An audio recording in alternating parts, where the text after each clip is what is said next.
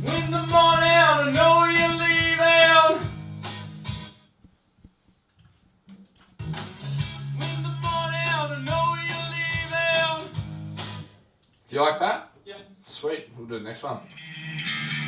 We've had some pretty like rowdy gigs, but like people like crowd surfing when there was like no people there. Lots of split heads. It's been fun. Very violent. They were cool shows.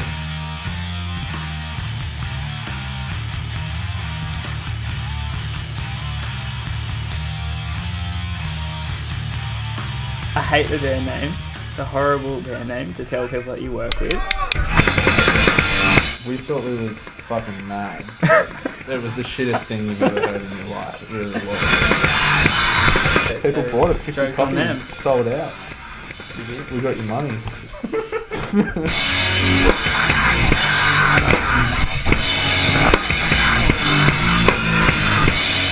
I enjoyed it when we got the hotel room. We just like filled the bathtub up with ice. And we had like 20 people just getting smashed. And then we'd go down and play a shitty gig and get wasted. Then someone would probably get bashed in the car park, and then we'd go home and sleep. We go home.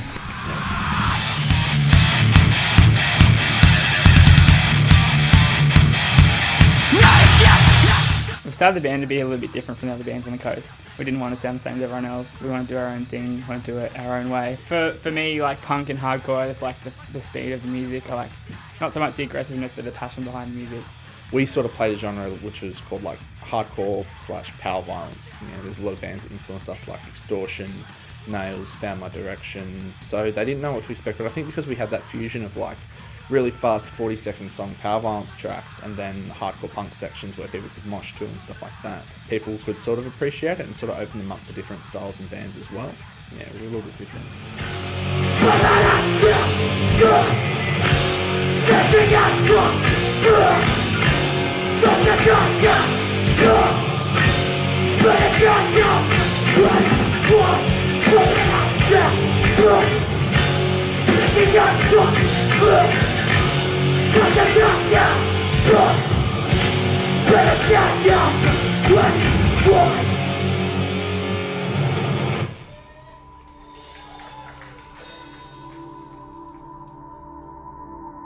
When we were growing up, we'd be, 14, 15, we'd go to shows every weekend at Wyong Oasis Youth Centre. It's a very DIY aspect, like it was either a pub gig, a DIY youth centre, or playing in a footy hall. And they had international bands coming out to the footy hall, like big bands. And then once we finished school, the shows sort of disappeared for a little while and there wasn't much of a scene left at all. And then me and Jared started booking shows at San Remo Youth Centre, just holding small punk shows there. As we sort of played shows, some more people on the coast started to show some interest in it. A lot of like younger kids started coming to our shows, and like girls came to our shows, which was like pretty unheard of in hardcore shows. So that was a good thing to see. So I think the scene was starting to develop a little bit more, but now everyone's just faded away a little bit. It got even worse. So now the only place you can really play on the coast is CCP or Born to Rock at Gosford. And they're the only two venues that I've seen that support punk and heavy music. And they're both rehearsal studios. No one's really playing pubs or anything like that, so... The coast is the worst place to do a band. All the other venues have shut down, all the other the pubs won't let us have shows. I'd like to see the coast hardcore scene pump up a bit more. I'd like to see some new bands forming, but I just don't know if it's going to happen. There's not enough shows going on to inspire other people to start bands. Do you think the band should have stayed together? Nope. I think I wanted it to, but the more I like think about it, the more I'm glad we ended it where it did. I think we were at a point where we either really had to kick into gear properly, Yeah, needed like 110% commitment from every member. and we just couldn't do that. So we decided to split up, I think, because we're all so busy. We all work,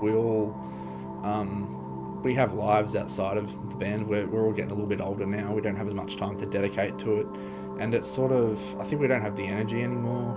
And we wanted to move on to something new. You know, the heart wasn't there like it used to be. And we all decided to just sort of call it quits, I guess. The band broke up probably because we'd just been doing it too long. Yeah. We were like 4 or 5 years into it, and we all sort of started to get on each other's nerves a little bit. We started doing other bands. It just wasn't as fun anymore. The shows were sort of dying up. There's no point spending our time on something that wasn't as rewarding as other things were. The future of hardcore on the coast, I think at the moment it's in a slow decline, purely because there's no new kids starting bands. All the new bands that are out at the moment are ex-members of previous bands on the coast. We're all getting a bit older, you know, like we can't keep doing this forever. So I think if it's going to be a positive future, kids need to start getting together and make new bands, start playing shows, you know, play to 10 people on the weekend with your mates, have fun, you know, just enjoy it and take it from there. My time in Choke was so much more than what we expected. You know, we started out in a dodgy little rehearsal room, just, you know, that we all lived close by, and we didn't expect to play with local bands or even play Newcastle. So, you know, once we started playing shows, headlining shows, playing Sydney, Melbourne, Newcastle, and then, you know, we got to sign to a label, get stuff released through JB Hi-Fi, all the retailers and stuff like that. But we achieved so many little goals that we wanted to do, you know. We expected honestly nothing. We thought we'd play a couple of shows and then be done with, especially with the style of music that we played. So yeah, it's been amazing. Do you know the good years when you're in them? Or you just wait for them until you get ass cancer and realize that the good years came and went?